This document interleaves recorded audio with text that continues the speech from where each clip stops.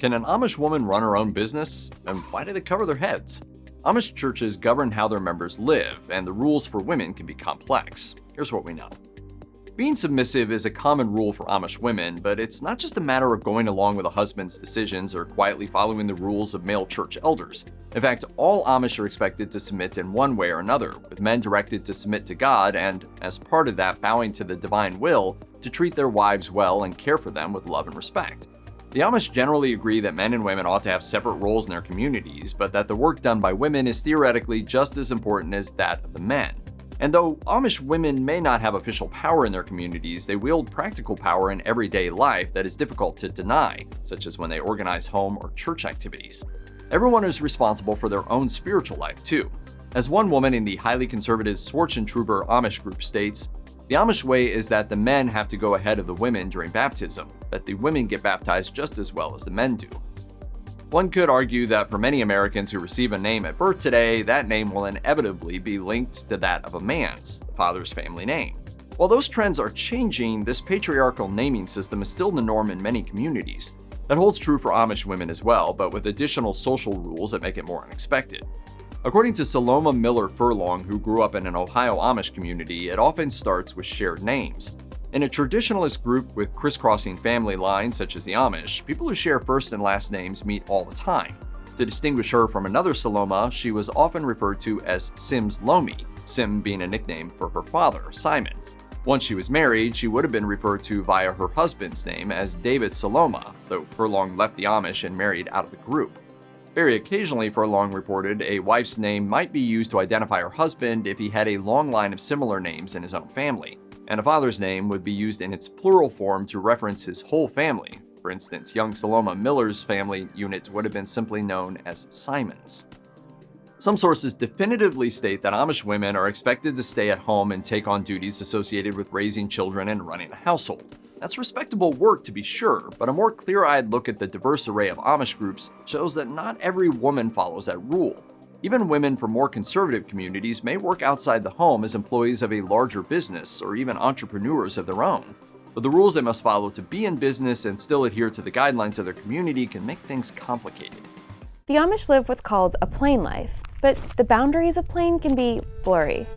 Much like men in their community, working Amish women must decide, sometimes with quite a bit of communal fretting, whether or not it's okay to use technology like phones or a computer with internet access.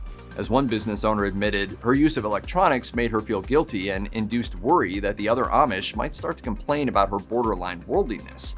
But another stated that church leaders should stay out of it, saying, "If they have a problem with my business, well, that's their problem, not mine." Some Amish are allowed to use modern technology if it is for business. Do we modernize a little bit more so than our parents? Yes. Even if they're situated solidly within the community and have little contact with outsiders, young women might still earn a wage working for fellow Amish business owners or as school teachers, though they are often low paid and their salaries go directly to their families. One of the key visual elements of Amish life are the head coverings worn at nearly all times by women. Though the exact details vary, many communities require this part of dress not just as a cultural sign, but as a symbol of a woman's faith and role in her community. According to 1 Corinthians 11:4-6, every man who prays or prophesies with his head covered dishonors his head, but every woman who prays or prophesies with her head uncovered dishonors her head. It is the same as having her head shaved, for if a woman does not cover her head, she might as well have her hair cut off. But if it is a disgrace for a woman to have her hair cut off or her head shaved, then she should cover her head. Enter the cap, also known as a cob. This is the everyday covering seen on many Amish women. With my head uncovered for the first time in public in my whole life, I felt like I was partly naked. Though it's very often covered up, an Amish woman's hair is still important enough that any changes to it can be a serious case of rule breaking or rule enforcing. Like so many rules of Amish life, this is based on strictures established in the Bible, specifically, as we just mentioned, 1 Corinthians 11:4-6. Thus, there is no haircutting or styling for many Amish women who tuck it away under their cap. Haircutting may happen in highly unusual circumstances. In late 2011, 5 haircutting attacks struck the Bergholz, Ohio community as a rebellious bishop, Sam Mullett Sr., reportedly sought revenge against the Amish community for not going along with his hardline ways. Mullett had been sanctioned for issuing a series of shunnings, raising concerns that he was forming a breakaway sect. The group of victims, which included women, had their hair forcibly cut by Mullet's followers. The attacks, deemed federal hate crimes because they were based on religious differences, garnered Mullet a 2012 conviction and a term in federal prison that concluded in 2020. Given the primacy of family life and young marriage in many Amish communities, it comes as no surprise that finding a partner can be a big deal. That process of identifying a future spouse includes distinct gender roles. Oftentimes, young people meet at youth-oriented singings where a young man may kick things off by taking a girl home in his horse-drawn buggy. If things go well, he may visit her again at her family's home and they will attend some community events together. Generally speaking, the young woman is expected to take a passive role, as even in a premarital courtship, the man is understood to be the leader. Saloma Miller Furlong claims that some Amish groups engage in a courtship practice commonly known as bundling or bed courtship. While Furlong admits that some couples she knew of would kiss and embrace each other, things weren't supposed to go beyond that, even if the couple shared a bed while courting. Still, she notes that the occasional pre-marriage pregnancy did happen and led to an expedited wedding that could leave a woman in a difficult situation. Other communities have pretty well eschewed the practice, with young folks actively discarding bundling themselves in favor of supervised at-home dates, group socializing, and the occasional round of good, clean ping pong. It's widely reported that many Amish people, and Amish women in particular, eschew buttons completely. That's not entirely wrong, as the rules in many communities deem buttons to be overly flashy, alarmingly modern, or have links to military uniforms. Yet, neither does it represent the whole story, as some Amish groups are fine with subtle buttons, though sometimes they're restricted only to the realm of Amish men's fashion, like on shirts or button-fly pants. Women, meanwhile, are more likely to avoid buttons altogether and fasten their clothes with ties, pins, snaps, and hook and eye closures.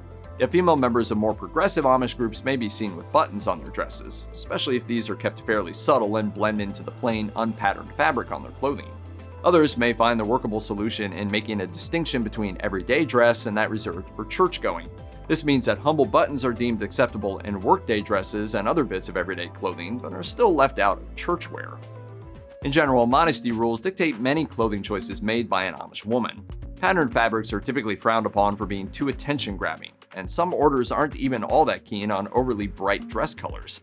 Of course, there is no such thing as an Amish miniskirt, with those same modesty rules dictating that women wear dresses with full-length skirts, though mid-calf hems are sometimes considered acceptable. All of that is hardly surprising to anyone who's seen conservatively dressed Amish folks, but what may be unexpected is how even the seemingly all-purpose wear of Amish women can be altered for special occasions. Though, yet again, things vary by community, it's broadly considered important to wear one's best to church.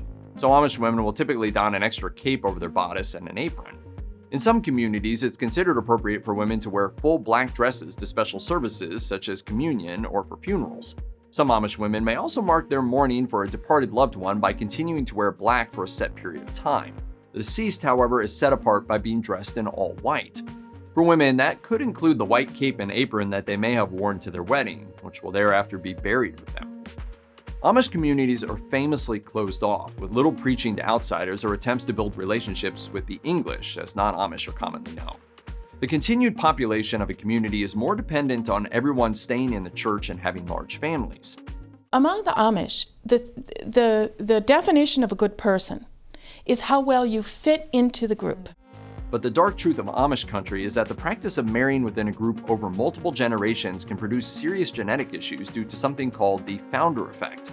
A small number of original founders, say 200 or so German immigrants establishing an Amish settlement in Pennsylvania, may carry genetic quirks that can be amplified as group members intermarry and genetic diversity decreases. For some Old Order Amish in eastern Pennsylvania, this has come to include extra fingers and toes and dwarfism. Other communities have dealt with Cohen syndrome, which can cause serious developmental delays, and maple syrup urine disease, a genetically driven metabolic issue that can also cause brain damage. Amish people, including women who are expected to care for the family's children, are left with a difficult choice. Do they keep marrying within the group and risk increasing genetic issues, or marry outsiders and risk losing their deeply held religious beliefs and culture? It's not a hard rule, but for Amish women, the realities of genetic rules can be a hard truth. When it comes to giving birth, the average Amish woman can become something of an expert. According to a 2017 literature review in the Journal of Amish and Plain Anabaptist Studies, Amish women can expect to have quite a few more children than many of their non-Amish counterparts, with the first baby likely to arrive within the first year of marriage and continuing on, typically sans birth control, until age 37 or so. Studies indicate an average of 6 to 8 children per family, with higher than typical rates of twin births amongst the Amish. During birth, laboring women may have to follow extra rules due to both cultural practices and a general mistrust of modern medicine. A 2020 review in Social Science and Medicine indicates that amongst Amish women, home births and midwife-led birthing centers were preferred to hospital births. Pain medication like epidurals were rarely asked for by laboring Amish mothers.